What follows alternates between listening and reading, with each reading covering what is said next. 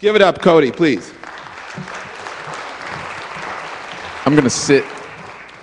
I don't think the couches are getting used enough, so I'm going to sit, and all the professional speakers will freak out. The title of my presentation is We Teach Them to Drive. And for the last two and a half, are there still any ESDAC folks here? John, right back there. ESDAC is a great organization here in Hutch that I'm not going to tell you all about, but look them up. They do insanely cool things for our kids. And I've been working with them on kind of an ad hoc basis, off and on, and going to schools and talking to them about marketing and communications.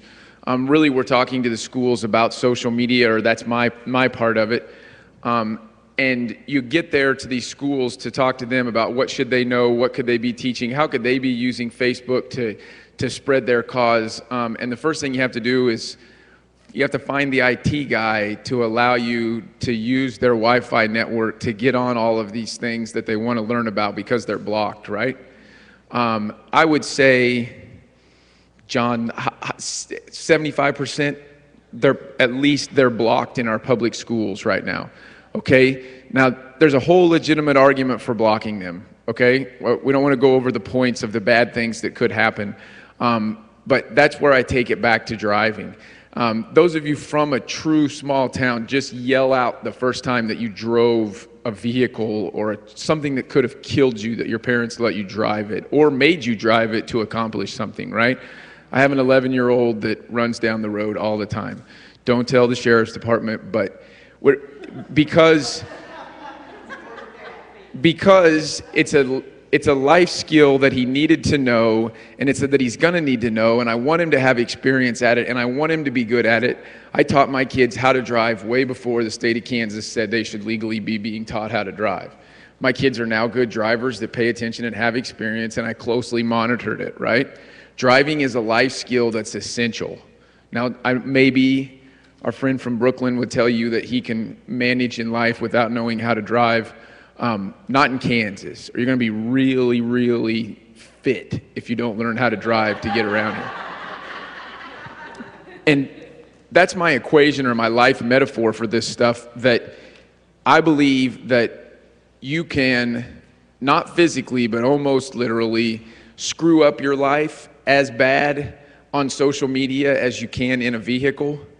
And you can be you can be as productive with social media and communication as a car can make you. It makes a huge difference, right? If you don't have a car, at least in the flatlands of Kansas, you're going to have trouble really accomplishing a lot in life because it's not all in one place.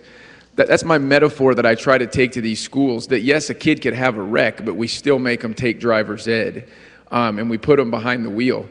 The greatest thing that sums it up for me every time is my daughter, who's now a freshman, when she was a 7th grader here in town, there's a little blue bench out in front of this 7th grade that 400 7th grade kids go to, right? And they all have their phones, and none of them are supposed to have their phones. And they all are on computers. And every day when we would drop her off at school, there's one, wasn't a little boy, but one 7th grade boy sitting there, and he has his laptop with him that he's going to turn off because he's not allowed to have his personal laptop, but he's checking proxy sites. And he's figuring out which proxy sites the district hasn't blocked. He posts them on his Facebook page, and you can see all of the kids walking in with the list of appropriate proxies for that day. The greatest thing is, he ought to. It could be a business because this is a kid that gets to school early every day to accomplish something, right? The greatest thing is when you start to see teachers liking his Facebook status, where he's posted the proxies that they can use that day so the teachers can get on YouTube. And I mean, is there inappropriate things for a 7th grader on YouTube? Absolutely. Kids can also die in car wrecks and they can screw up their reputation online, but there's more knowledge and wealth and media and information on YouTube potentially, whatever. I don't know what it's better than, but it's good. There's a lot of good stuff on YouTube too that progressive, forward-thinking, active teachers that want to engage their students want to get on it, and we don't let them. My contention is we have to teach our kids how to drive, no matter how, and I'm scared to death. My 14-year-old now is doing it legally with us, right? She's got the the sideways driver's license that she's too young to buy cigarettes or drive on her own and whatever. But it scares me to death, but I'm so much more confident in it because it's not the first 10 hours of her life that she's actually out on the road learning. We've taught her how to do it. We've engaged her. I think that we're headed to a time when this social media is as big as a skill that is as necessary for our kids to have mastered. You know, it's goofy things that, like, it's reputation management. I mean, if you're a let's go to college, so it's not a 21-year-old, because they wouldn't drink before that, but a 21-year-old college student, it's amazing. They apply for jobs with me, and you check out their Facebook. You know, you see, and the things that are on there, not so much in our business, but in a lot of businesses, you look at those and go, you know, now I'm not saying you shouldn't have done that, because I did that too. I just didn't post a picture of it to the world. That's my metaphor that I try to take to these schools, and you end up making it kind of a worst case scenario. Sometimes that's the only way to convince them that we have to be teaching them about it. And it's a weird anomaly that we're in, because so many of our parents, you know, I can teach my kid to drive because I've been driving for 22, 23 years.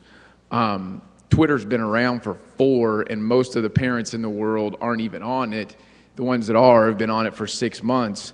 I forced both of my kids to get accounts. My son never does anything with it, but I made them get Twitter and Facebook accounts literally just to walk them through it and make them do it.